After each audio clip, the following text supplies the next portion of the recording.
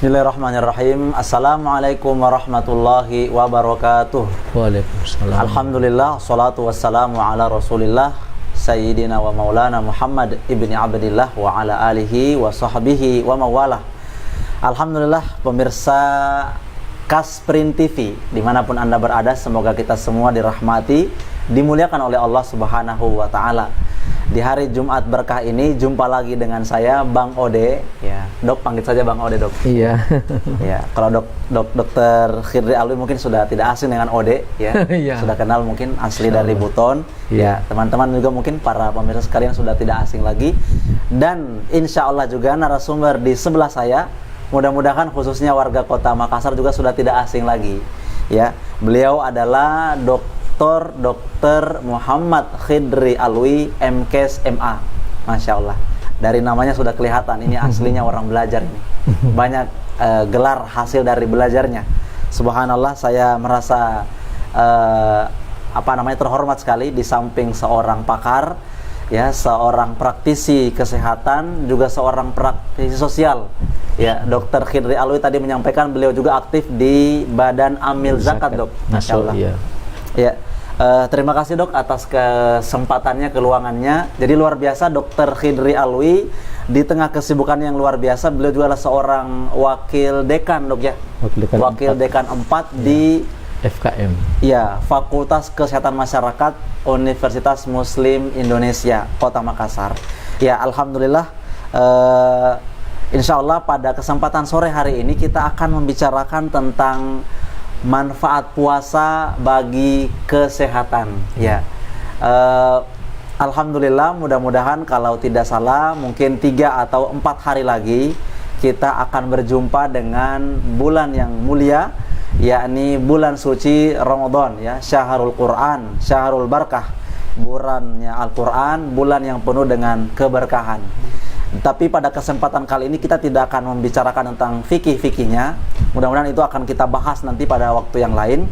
Kali ini kita akan membicarakan pada satu sudut pandang tersendiri, yakni manfaat puasa dalam sudut pandang kesehatan.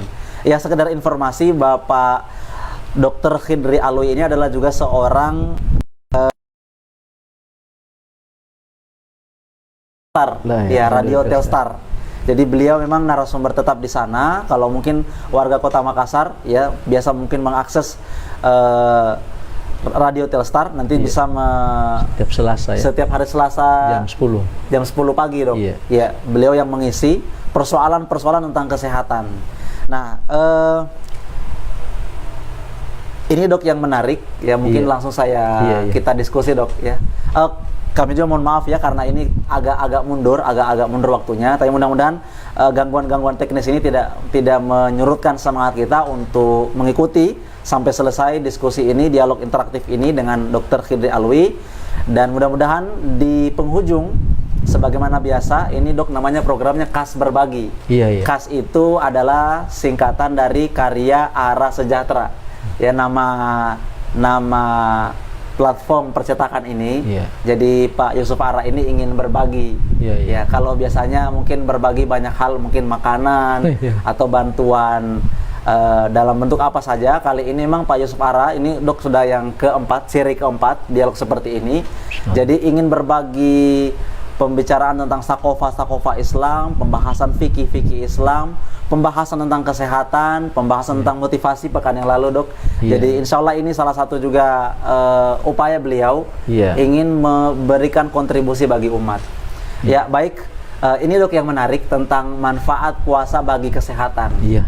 Betul, ya. Banyak kita jumpai orang yang misalkan sebut sajalah ini kasus tentang misalkan orang yang penyakit MA, katanya, Dok. Iya, betul. Ya, penyakit MA itu katanya, Dok, kan tidak bisa lewat bahkan 12 jam mungkin tidak makan, itu sudah tidak bisa, Dok. Betul, ya. Ya, ini kan apakah kemudian memang ini cocok, ya? Mungkin Dr. Khidri Alwi punya materi pendahuluan mungkin tentang persoalan meninjau puasa ini dari sisi kesehatan. Kepada Dr. Khidri Alwi kami persilakan. Makasih. Bismillahirrahmanirrahim. Alhamdulillahirabbil alamin. Wassalatu wassalamu ala asrafil anbiya'i wal mursalin Sayyidina wa maulana Muhammadin wa ala alihi wa ashabi ajmain, amma ba'd. Faqala Allah Ta'ala fil Qur'anil Azim, wa antasumu khairul lakum in kuntum ta'lamun.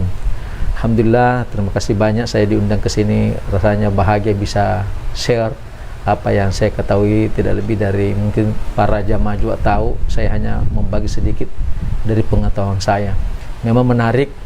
Salah satu yang menarik itu karena banyak kajian-kajian puasa sudah diteliti dari segi kesehatan. Bahkan kalau dirunut ya itu banyak sekali hubungan ya, bagaimana puasa itu memang luar biasa ya. Ada, saya tidak katakan ratusan, ada ribuan jurnal yang sudah pernah orang tulis tentang fenomena keistimewaan dan keajaiban puasa terhadap tubuh. Maka itu mungkin kenapa dalam Al-Quran disebut wa antasumu khairul lakum in kuntum ta'lamun, dan berpuasa itu lebih baik bagimu apabila kamu mengetahuinya. Artinya kata mengetahui di sini memang manfaatnya bukan dari segi ukhrawinya saja, dari segi kesehatan psikis, terutama juga dari segi kesehatan fisik. Sehingga satu hadis yang sering kita dengar ya, hadis itu bunyinya sumu tashihu ya, puasalah kamu agar kamu menjadi sehat. Walaupun ada yang mendaifkan ini hadis ya, tetapi kalau kita melihat dalam ilmu hadis, daif itu ya selama tidak berhubungan dengan masalah akidah, dan kalau betul itu ada kaitannya ya bisa saja walaupun dia daif tadi, tapi dari segi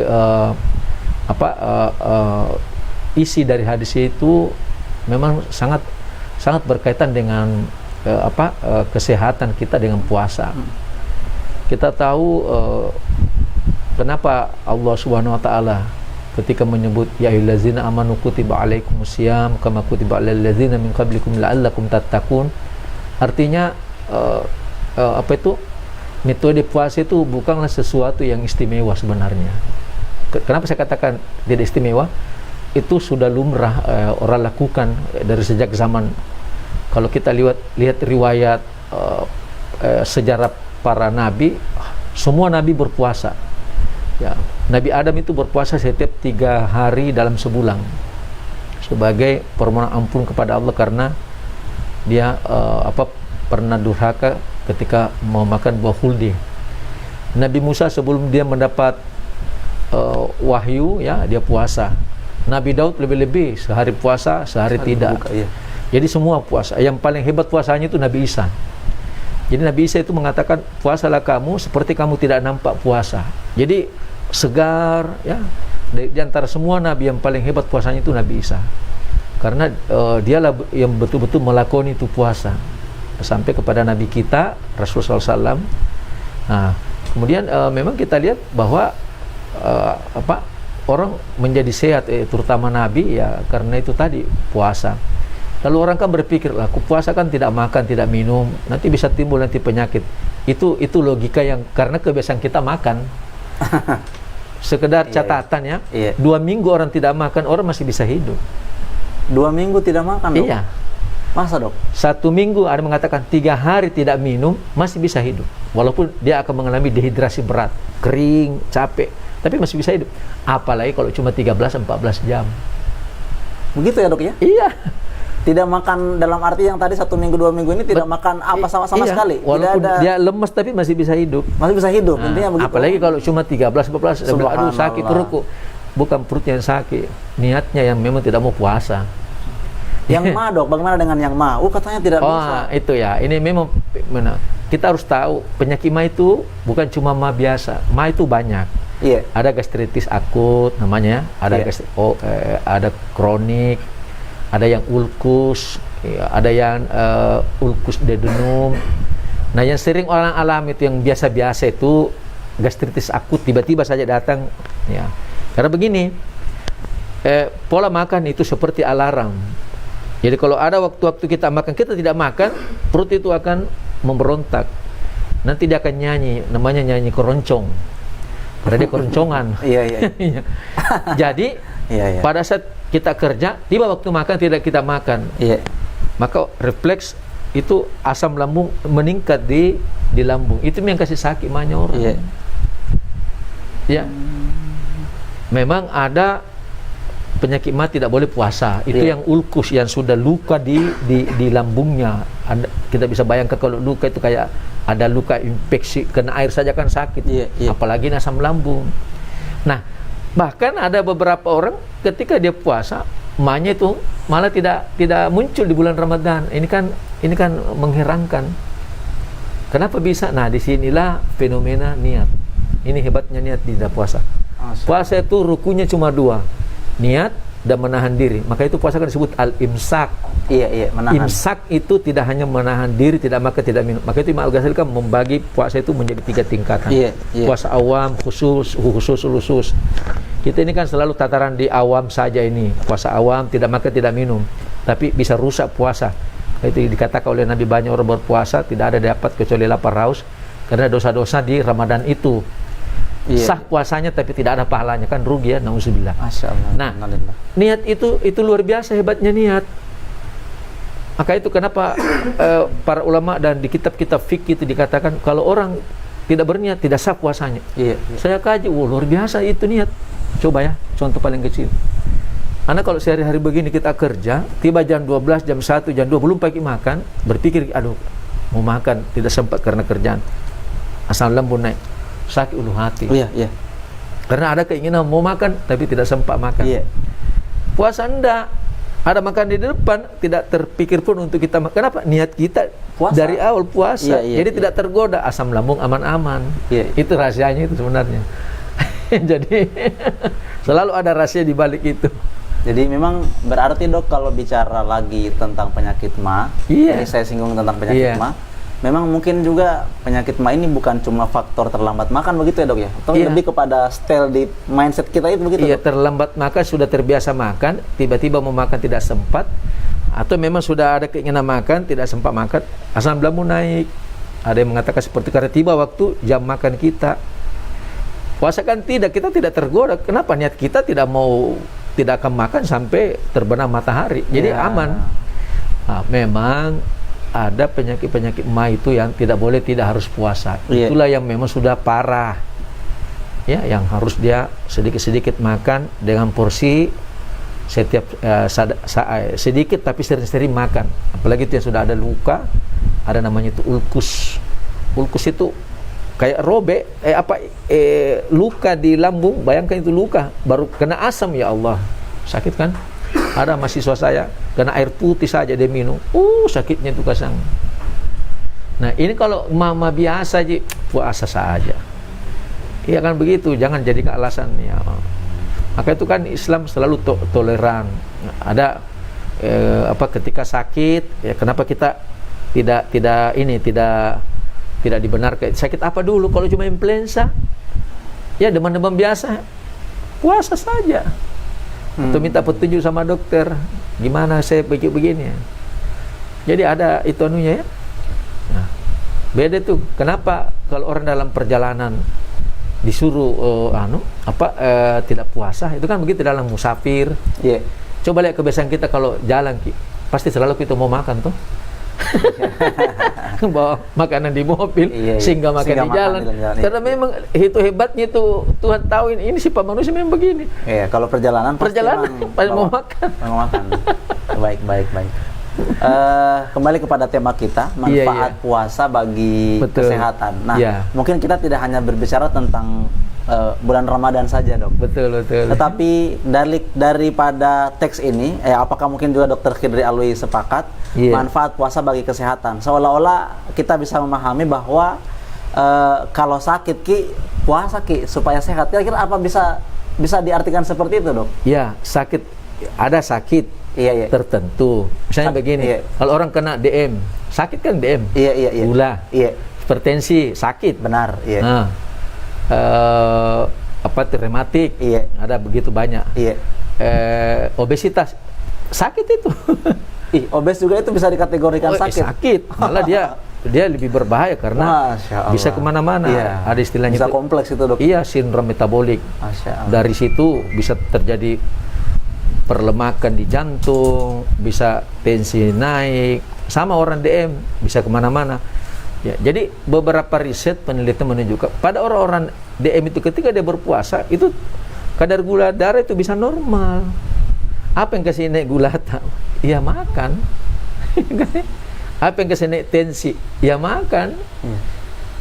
Jadi resistensi glukosa darah ketika orang puasa itu dia bisa mengatur jadi baik. Itu hebatnya itu. Kayak itu orang-orang DM yang rajin puasa Senin Kamis, insyaallah ya. Tapi memang dia harus tetap minum obat terus ya. Kalau dia sudah masuk kategori diabetes ya. Itu tetapi gula darah itu bisa menjadi normal dibantu dengan puasa. Oh begitu dong. Begitu juga dengan hipertensi. Yang kesini tensi kan natrium, yang garam-garam, makanan, lemak, kolesterol. Nah, apalagi yang kesini itu semua juga gula darah, hipertensi, stres. Orang puasa kan orang menjadi tenang. Orang kalau dalam keadaan lapar susah dia berpikir macam tapi laparnya di situ orang puasa lapar nikmat. Mau lihat itu buktinya, kalau lewat jam 4 puasa itu nanti terasa enak. Makanya saya lihat itu kenapa Nabi itu banyak puasanya di bulan Sya'ban, dan saya berusaha mengikutinya sama istri saya puasa Senin Kamis, alhamdulillah rutin masuk Sya'ban. Itu sebenarnya melatih itu perut supaya nanti masuk Ramadan sudah ada adaptasi. Iya kan begitu. Iya dok. Senin Kamis begitu masuk Ramadan perut tidak. Yang kaget perutnya itu kalau setiap hari dia makan, tiba-tiba siang nanti puasa tidak makan. Iya.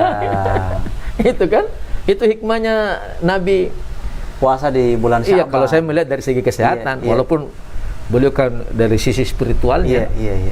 Itu sebenarnya itu hebatnya itu puasa. Dan itu puasa itu Pak diteliti di Eropa, di Amerika, bahkan beberapa klinik di Eropa Amerika itu ada klinik itu kalau ada orang sakit dikasih masuk itu klinik, dikasih puasa walaupun puasanya mungkin tidak seperti orang Islam tapi yang pasti bagi mereka itu namanya fasting, pantangan tidak makan tertentu. Kita tidak, kita kan semua kalau mereka mungkin hanya ada yang tertentu karena misalnya mungkin gula darahnya tinggi atau kolesterolnya tinggi, maka mungkin berikan diet, tidak makan yang dipuasakan, atau hanya dia minum lalu nanti berapa jam baru dia makan lagi. Itu kan mencontoh dari puasa Nabi, puasa Islam. Jadi luar biasa. Kalau kita mau kaji itu tidak cukup dengan 1-2 jam. Iya. Berarti benar juga kata ulama itu dok. Bulan Sya'ban katanya bulan latihan dok. Bulan latihan memang. Makanya Nabi memang berpuasa di bulan dan katanya kan dalam salah satu riwayat disebutkan Nabi cukup rutin ya. Di bulan Sya'ban. Bahkan paling banyak puasanya setelah Ramadan. Paling banyak setelah Ramadan. Sama itu hikmahnya kenapa ada puasa Syawal 6 hari.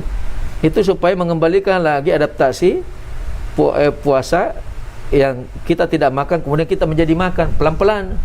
Diselingi 6 hari itu. Subhanallah. Luar biasa Pak itu ajaran Islam. Subhanallah, luar biasa. Wah. Iya. Begitu indahnya berarti ya. Betul. Indahnya syariat Islam ini begitu. Itulah ad-dinul akal, agama itu adalah akal. Jadi kalau misalnya orang menafikan akal, tidak bisa Pak.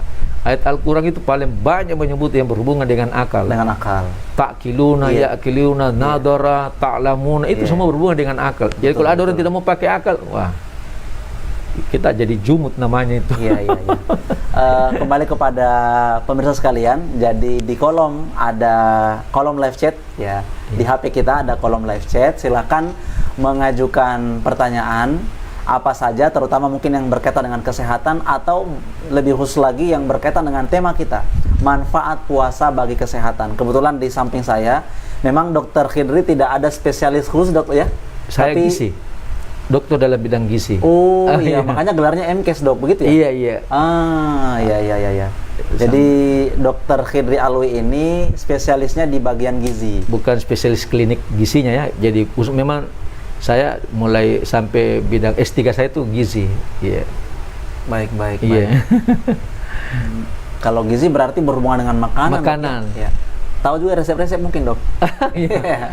Itu namanya diet untuk nanti kalau ada waktu lagi kita bisa menyinggung masalah makanan, bagaimana kaitannya di dalam agama. Itu luar biasa Pak. Jadi sebenarnya banyak waktu saya akan menjelaskan apa itu hubungannya puasa dengan makanan, mengapa Allah menyebut kata ta'am, akala, kul, Ya karena itu semua dihubungkan. Jadi begini saya mau tambahkan ya. Iya, Jadi silakan, Dok. di dalam Islam tingkat makan itu dibagi atas 3. Pertama ada yang disebut tingkat kifayah, Iya. ya. Kemudian ada yang disebut tingkat fudlah, dan ada yang disebut tingkat hajat. Ya, dalam salah satu hadisnya Nabi mengatakan kita disuruh makan itu, ya, makanlah sekedar menegakkan tulang punggung. Maksudnya apa itu? Nah ini kalau orang bisa berada di sisi, namanya ini tingkat hajat. Apa itu tingkat hajat? Nanti dia lapar, baru dia makan. Begitu mau kenyang, bukan kenyangnya, mau kenyang berhenti makan. Ini tidak semua orang bisa begini. Ini yang namanya tingkat hajat. Makan sekedar menegakkan tulang punggung. Jadi betul-betul lapar Pak, baru makan. Begitu mau kenyang berhenti kok. Kalau orang lakukan ini, saya yakin dia akan sehat dan tidak gampang dia sakit. Begitu mau kenyang berhenti. Betul. Nah ini yang itu begitu caranya kenyang, Nabi itu. Ditambah itu dong biasanya. Oh iya, apalagi kalau gratis tambah terus. Itu yang paling enak itu. Gratis tuh. Tidak ada larang makan. Allahu Akbar. Yang kedua, ada namanya tingkat kifayah. Nah ini yang disebut Nabi. Kalau kifayah tadi yang pertama Dok. Hajat. Oh iya. Hajat itu makan sekedar menegakkan tulang punggung. Iya.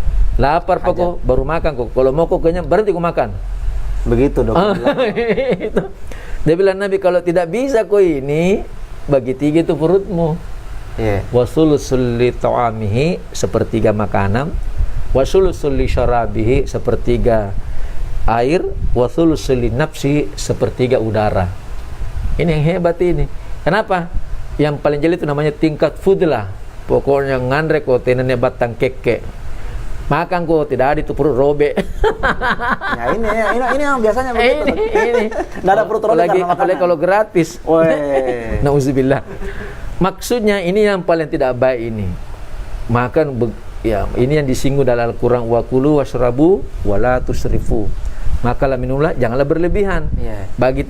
Ya kalau kita bisa yang kedua mau ini, ya kedua ini ya masih bisa kita bernapas kalau sudah kita makan, itu ukurannya. Kan ada kalau habis makan sesak napas. Iya. Kayaknya itu yang tadi wasulusul li ta'amihi, wasulusul li syarabihi, wasulusul li nafsihi. Yeah. Jadi ada udara bernapas. Iya. Nah, yang bahaya ini bulan puasa ini orang biasa tidak sadar. Iya. Siang hari mati kelaparan, Pas malam buka, hari mati kekenyangan. Mati kekenyangan. Jadi ya apa tidak ada di tempatnya udara, yang ada nasi dan air.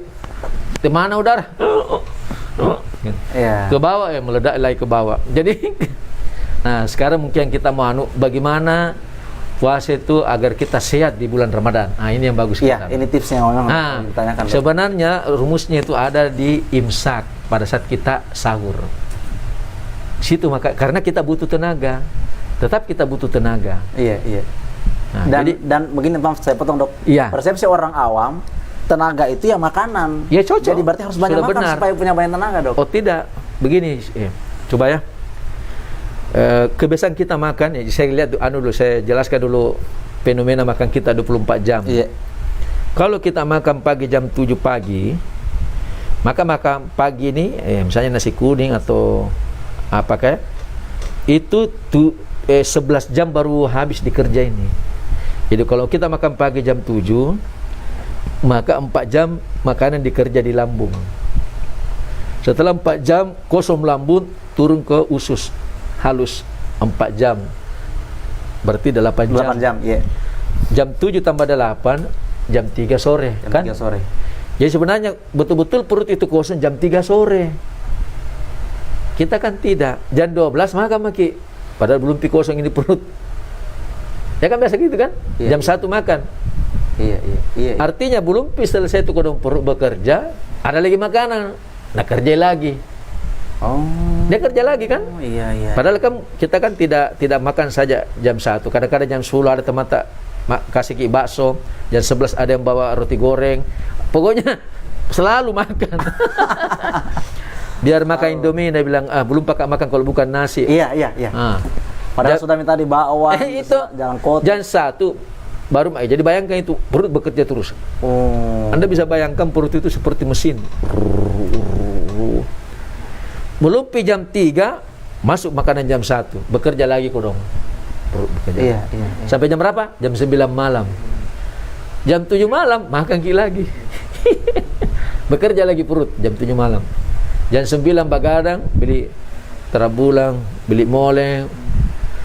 Jam berapa selesai? Jam 3 subuh. Jam 3 subuh baru istirahat perut. Pagi-pagi jam 6 makan lagi.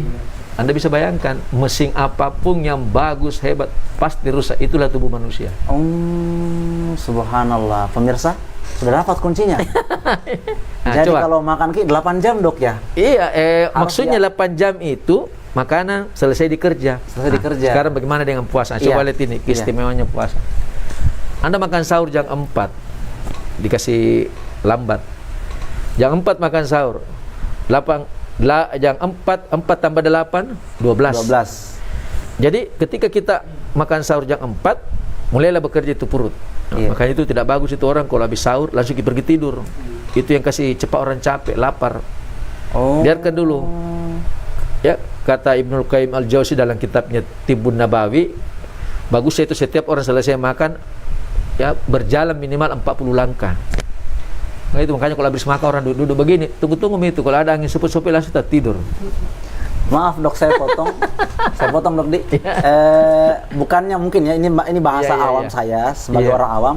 Secara logika bukannya memang efektifnya lambung bekerja di saat kita tidak sedang bekerja. Jadi artinya kalau sudah makan, kalau bahasa orang awam, berarti bagusnya tidur, Dok. Tidak, Supaya tidak ada. membantu kerja lambung. Oh, dengan aktivitas membantu kerja lambung. Baik, itu Dok, baik, hebatnya itu orang ulama dulu itu. Subhanallah. Dan itu dibuktikan. Allahu Akbar. Nah, sekarang kita lihat jam 4. 8 jam, 4 jam, jam 4 tambah jam 8 pagi sudah habis makanan di lambung. Jam 12 sudah habis di usus. Artinya terjadi kekosongan perut antara jam 12 sampai jam 6. Apa artinya? Sebenarnya efek puasa itu lapar cuma 6 jam. Bukan jam 4 sampai jam 6 sore. 6 sore, iya. Cuma dari Jam 12 sampai jam 6. Jadi jam kita aku bilang mati karena kelaparan. Di situ kosong. Rupanya disinilah hebatnya puasa. Pada saat perut kosong, Iya. itu terkumpul itu namanya glikogen, membentuk tenaga yang luar biasa, Pak. Kayak itu ada orang puasa itu kuat toh. Tapi resepnya itu di sahurnya makanannya. Jadi pada saat kita puasa keluar itu cadangan-cadangan energi. Nah, apa efeknya ini? Maka yang pertama dibakar ketika orang lapar itu karbohidrat. Nasi itu yang dibakar. Iya. Habis nasi dibakar karbohidrat, apakah kita loyo? Tidak, kita punya cadangan tenaga. Di mana? Di lemak. Nah, ini bagus ini orang gemuk ini, batala-batala ini, supaya dibakar ke lemaknya. Kalau habis lemak, masih ada tenaga kita. Makanya saya bilang tadi, 2 minggu itu orang tidak makan masih bisa hidup. Masih ada protein. Tapi protein itu mungkin kalau orang 24 jam dia tidak makan. Nah, ini kan 13 jam. Ini justru bagus. Coba melihat itu. Apa kita rasa 1 minggu setelah puasa? Ringan itu barang kan? Pasti ringan, enak. Yang kasih berat itu bekerja apa kejadian itu karena banyaknya kasang itu makanan, mesin pencernaan bekerja terus. Nah, itu logika anunya itu. Apa efek lainnya lagi? Itu terjadi efek detoksifikasi. Ini yang paling penting ini. Apa itu detoksifikasi? Keluar itu racun-racun dalam tubuh kita. Masya Allah. Kenapa? Karena pada saat lapar, sel-sel tua yang bisa nanti menyebabkan sakit, itu dia keluar karena tidak ada makanan.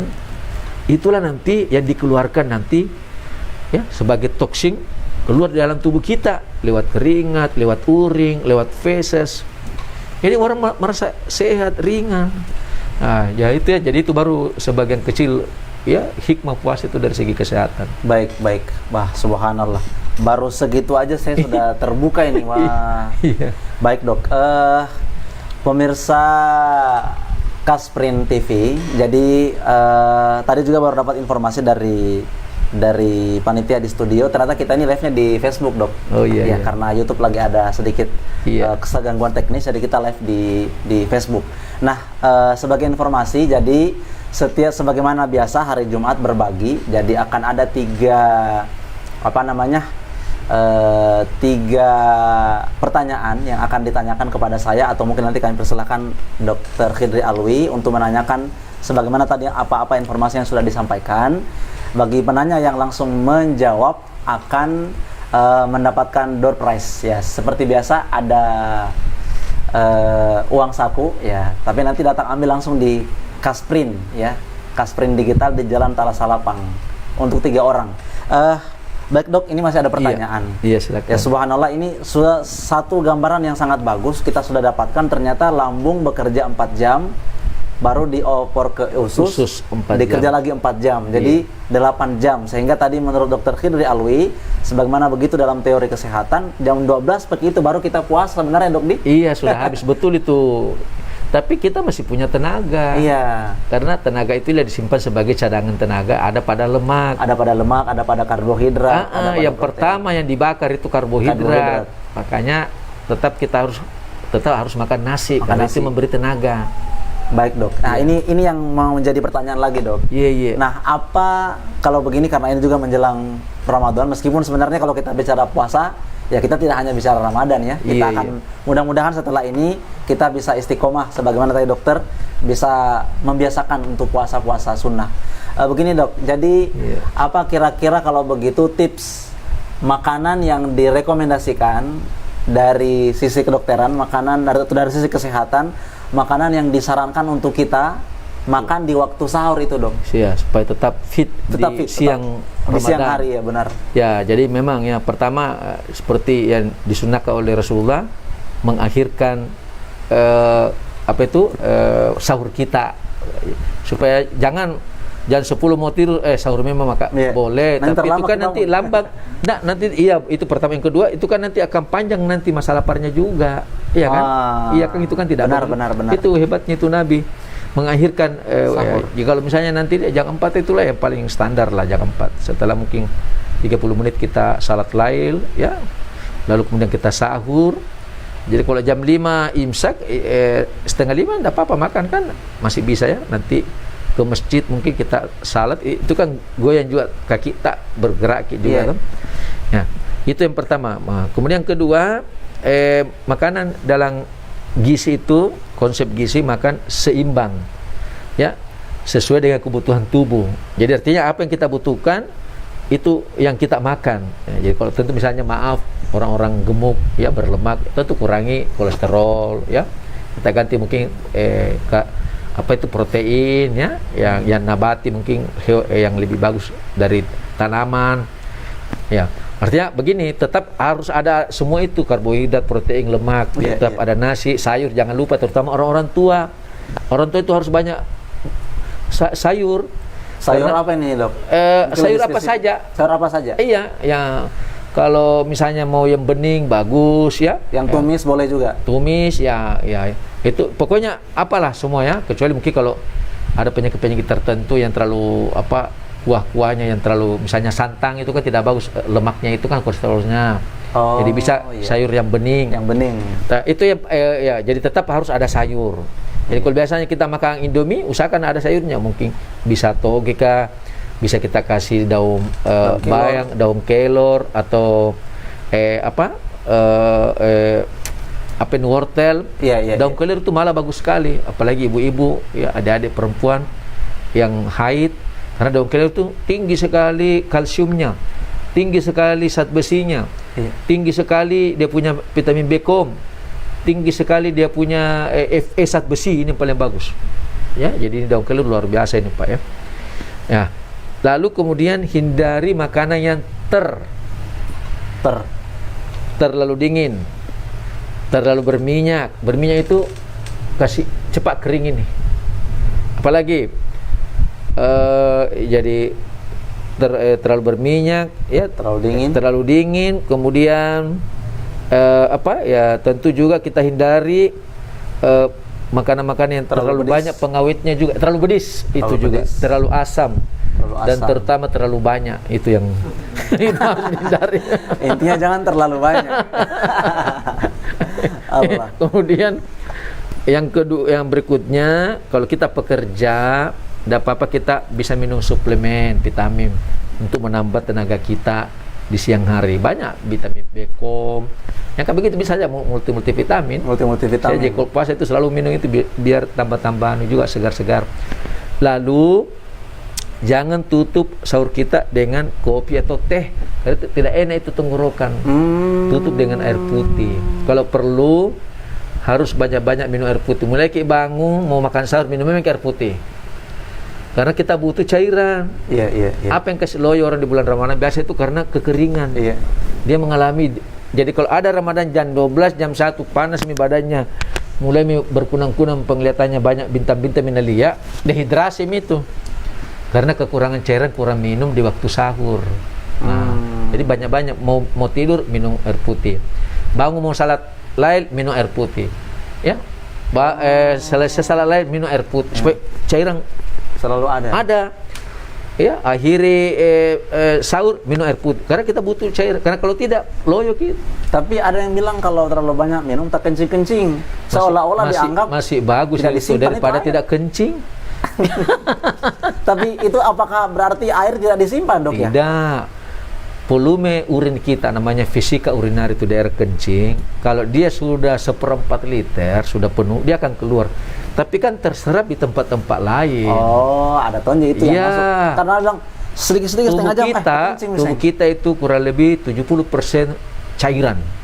Makanya kalau kita kekurangan cairan pusing Ki. Orang kalau mengalami diare berak-berak, apa biasa yang kasih dia koma? Bukan karena berak-beraknya, kekurangan cairan elektrolit yang keluar. Iya, benar. Betul. Jadi harus minum air putih. Banyak minum air. Itu hikmahnya itu disuruh kita selalu konsumsi air, terutama menjelang imsak minum lagi air. Ya.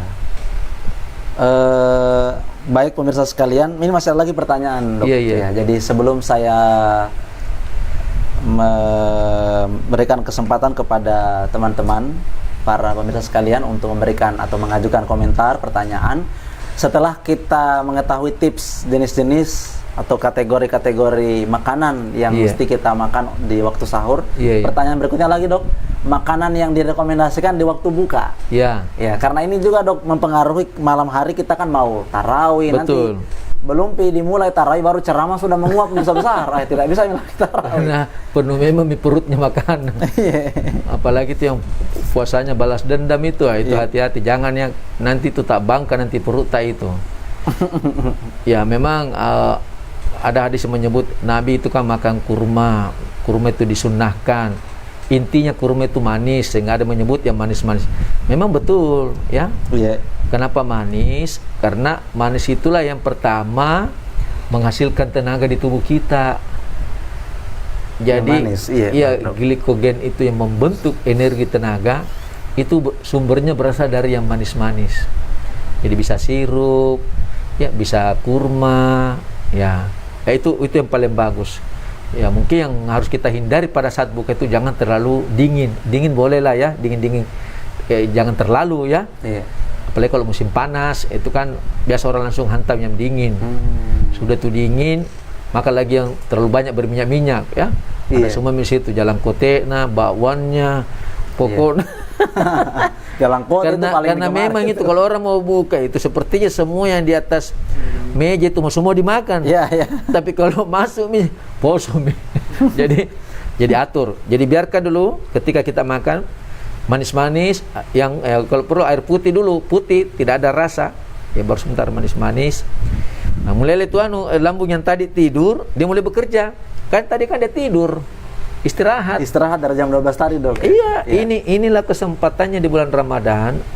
Lambung kita itu istirahat karena selama 11 bulan kesan dia bekerja terus. Dia capek. Jadi pas dia istirahat, disitulah dia kembali membentuk kekuatan, terjadi regenerasi sel sehingga dia bisa menjadi baik kembali perasaan-perasaan kita. Jadi pada saat masuk air, dia mulai bekerja pelan-pelan. Kan ada orang biasa begitu langsung makan nasi makanan pokok, langsung kan bekerja keras. Ada sih memang orang sudah terbiasa Harus langsung nasi. Ya, oke lah. Memang ada juga orang yang tidak merasakan apa-apa. Tapi sebaiknya yang pelan-pelan dulu, yang lembek-lembek dulu, yang manis-manis dulu, supaya lambung itu mulai bekerja pelan-pelan. Tapi bagi salat maghrib, ya. Kalau ada yang mau bagus habis salat isya tapi baru dia pergi, atau habis tarawih baru dia pergi makan malam. Atau yang paling baiklah selesai makan malam, saya salat maghrib baru kita makan malam. Nah, jadi itu kita atur. Jadi itu yang jadi jangan kasih kaget itu perut langsung makanan berat. Iya. Baik dok, baik. Alhamdulillah. Luar biasa, banyak sekali ilmu, materi, informasi dari Dr. Khidri Alwi yang sangat bermanfaat untuk kita bisa praktekkan. Ada lagi dok, pertanyaan lagi dok. Iya, ini banyak pertanyaan masalah puasa dan kesehatan. Iya. Ya, mudah-mudahan dokter tidak buru-buru ini dok. Enggak. Iya. Kalau tadi disebutkan bahwa yang disarankan itu adalah berbuka dengan yang manis-manis. Iya. Ini dok, saya mau hubungkan dengan apa? Mereka yang menderita DM. Iya, betul. Bagaimana dengan mereka yang menderita DM? Termasuk saran bilang ini baik puasa maupun di luar puasa. Ada yang mengatakan, ayo bagus konsumsi madu, bagus konsumsi kurma, bagus makan ini. Padahal kan di satu sisi ini manis. Betul. Di satu sisi yang mau disuruh ini orang yang DM. Betul. Lah, berarti tidak cocok saya masuk naik konsumsi. Gulanya kan karena makanan yang manis. Iya, terjadi apa itu? Nanti tambah manis, dok. Tambah tinggi nanti karena gulanya. Hiperglikemik ya. Iya. Bagaimana? Memang yang manis-manis itu tidak semua manis itu bisa kasih naik gula. Gula, iya. Karena di dalam karbohidrat itu ada yang kita kenal jenis glukosa. Iya. Ada yang namanya fruktosa. Iya. Ya, ada yang namanya galaktosa. Ya, benar. jadi macam-macam lah ya. Iya. Tapi yang umum kita kenal itu kan glukosa. Glukosa inilah yang sebenarnya ketika orang makan, pada orang DM itu kan insulin tidak bisa mampu mengeliminasi gula, sehingga gula itu memenuhi darah. Nah, itulah yang menyebabkan darah itu bisa mengalami gangguan, sehingga banyak komplikasi-komplikasi yang bisa diakibatkan karena naiknya gula. Nah, bagaimana pada orang puasa? Jadi madu misalnya, saya ambilkan contoh madu. Madu itu ada yang memang tinggi glukosanya. Sekedar harus pemirsa tahu, itu kalau orang pelihara madu, apa yang kita kasih makan, itu yang dikasih keluar dari perutnya. Maksudnya begini, ada orang jual madu, dia pelihara itu lebah. Apa dikasih? Gula putih, gula pasir. Nanti madunya tinggi gulanya. Ada yang kasih daun paliasa. Madu itu pergi cari nektar di bunga-bunga daun paliasa. Maka mungkin anunya tidak terlalu itu, tidak terlalu manis. Iya. Makanya itu di dalam beberapa jenis madu ya, itu subhanallah lebah itu ada 13 jenis makanan, obat yang terkandung di dalam lebah yang sampai kepada kita. Bukan cuma madunya, ada namanya beet bread, bifolen, apa itu banyak sekali ya. Ada trigona. Nah, ada lebah madu itu namanya biasa orang sebut madu hutan. Iya. Nah, itu dari lebah hutan. Nah, itu agak pahit-pahit. Nah, yang begini yang cocok untuk orang DM. Oh. Namanya madu trigona. Trigona itu madu pahit. Jadi itu bagus untuk orang DM. Ada madu pahit dok. Saya kira madu itu manis. Kalau pahit ditambahin mungkin obat. Tidak, sedikit manisnya, lebih terasa apa begitu. Oh, tidak semua madu manis. Iya, kalau orang penjual baru dia tidak tahu apa itu trigona, berarti bukan penjual asli madu itu. Karena saya pernah meneliti itu mengenai lebah madu itu.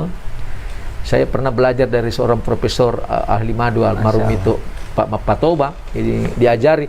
Nah itu, jadi kalau orang dia mau minum madu yang aman, tidak naik gulanya, cari namanya madu trigona. Cuma itu agak mahal. Iya. Memang susah anunya, susah ya, karena dia memang dari madu hutan. Nah yang lain itu memang ada yang glukosanya tinggi, ada yang juga fruktosanya. Ya, jadi ada macam-macam itulah. Nah, ya bagaimana orang orang DM buka puasa, tidak apa-apa minum manis sedikit-sedikit. Iya. Yang penting jangan terlalu manis, karena orang DM itu tidak boleh juga tidak ada gula, karena gula itu memberi kita tenaga, energi. Dong. Baik. Jadi itu kan bisa disiasati dengan gula yang bukan dari glukosa. Iya. Ada kan beberapa merek itu minuman yang tidak ada anunya kan gula manis, tapi tidak kasih naik glukosa. Sama itu juga garam. Ada sekarang kan garam itu tidak naik hipertensi, ada garam sintesis yang dijual itu. Itu ada katanya garam bukit apa ya, garam Himalaya. Iya, garam Himalaya. Ya, ada juga memang garam yang itu sudah diolah sehingga kalau orang hipertensi itu makan itu campuran itu tidak naik tensinya. Tapi tetap harus jangan berlebihan. Jadi boleh kalau mau buka puasa saja manis-manis nggak apa-apa. Nggak apa-apa, biar orang DM juga nggak apa, Dok. Iya, tapi dalam takaran yang paling sederhana. Yang bilang orang kasih apa? Nah kasih lewat gitu cindana. Iya. Tidak boleh juga nanti tuh bapak tak tuh orang DM pas mau makan, jangan makan Pak nanti naik gula tuh. Jangan makan nanti. Memang tidak naik gulanya makan itu, tapi dia stres lihat itu makanan tidak jadi makan naik gulanya. Stres tonje gulanya. Iya, Allahu Akbar. Iya. Belum ada ini kayaknya karena bergeser ini namanya? Pertanyaan bergeser linknya tadinya dari YouTube biasanya. Iya. Ini belum ada lagi. Tidak apa-apa. Ya, Insyaallah. Mungkin Dok, tadi kami komunikasi dengan teman-teman, mungkin kami meminta lagi nanti waktu kesediaan Dr. Khidri di lain waktu kita bisa diskusi-diskusi lagi. Ya, kami kira ini banyak sekali ilmu yang harus digali. Saya merasa bangga di samping seorang yang sangat berilmu dan luar biasanya karena Dr. Khidri Alwi, beliau bukan cuma melihat dari sisi kesehatan tapi beliau mampu menghubungkan dan mengaitkan dengan kaitannya dengan ajaran-ajaran Islam. Ya, ini yang luar biasa karena memang ini yang memang ingin diberikan pencerahan Dok kepada umat agar mereka juga itu ya walaupun memang Dok katanya kan kalau dalam pembahasan fikih kan disebutkan ya tidak mesti juga setiap perintah itu harus dicari alasan-alasan manfaat dari sisi duniawinya begitu Dok ya. Betul, ya. Tetapi kan memang dengan kita mengetahui manfaat dari gerakan-gerakan sholat misalkan, manfaat dari puasa yang kita akan lakukan nanti insya Allah di bulan Ramadan dan mungkin juga kita akan bisa pertahankan untuk puasa-puasa sunnah setelahnya. Alhamdulillah dari penjelasan Dr. Muhammad Khidri Alwi ini cukup memberikan satu gambaran, membuka sedikit tempurung kelapa kita ini, tempurung kepala. Ya karena memang benar Dok ya, kebiasaan kita makan pagi, makan jam 10, ada juga itu Dok memang jadwalnya, makan jam 12, makan jam 3, makan jam 5, sore-sore lagi, makan ba'da maghrib lagi. Pokoknya makan terus. Nah, sekarang datang Ramadan, kasih istirahat. Masya Jadi Allah. itu namanya menzalim itu kalau makan terus. Ya zalim juga kita sama tubuh. Astagfirullah. Ya, syukron Dok atas ilmunya pada sore hari ini. Tadi Dr. Khidri sudah menyinggung, beliau cukup mendalami sampai disertasi beliau tentang persoalan gizi. Betul. Jadi mungkin insya Allah nanti kita akan sharing-sharing juga Dok. Mungkin di dalamnya juga Dok, mohon maaf mungkin tentang makanan-makanan atau suplemen herbal. Iya betul ya.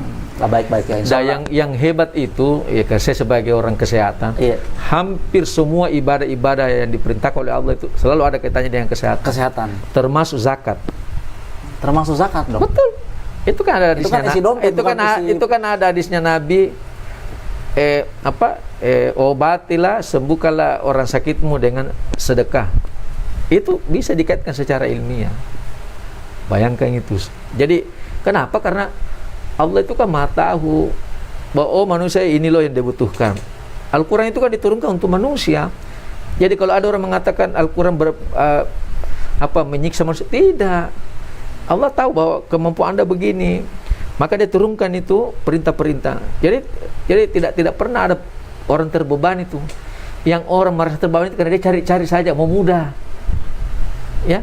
Kalau bicara salat tahajud, aduh susah saya bangun, puasa, aduh susah. Tapi kalau bicara poligami, aduh semua mau poligami. Ini kan tidak adil. Yang mau cari yang enak-enaknya. Iya. Baik, Masya Allah. Syukron Dok atas ilmunya pada sore hari yang berkah ini. Alhamdulillah Wa syukurulillah, kita sudah pukul 17.40. Jadi juga mohon maaf tadi karena emang agak molor. Biasanya dok 16.15. Iya, Satu jam saja kita saya sudah berusaha. Iya, Tapi saya bilang saya harus salat asar dulu, baru ke sini. Pas itu ada telepon dari ini mertua. Iya, dimaklumi dok, dimaklumi. Iya.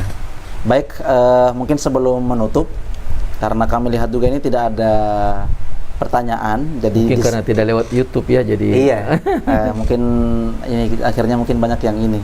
Kalau biasanya orang mungkin lebih sukanya mungkin dengan YouTube. Betul ya. Iya. Insyaallah. Mungkin kita skip dulu untuk berbaginya.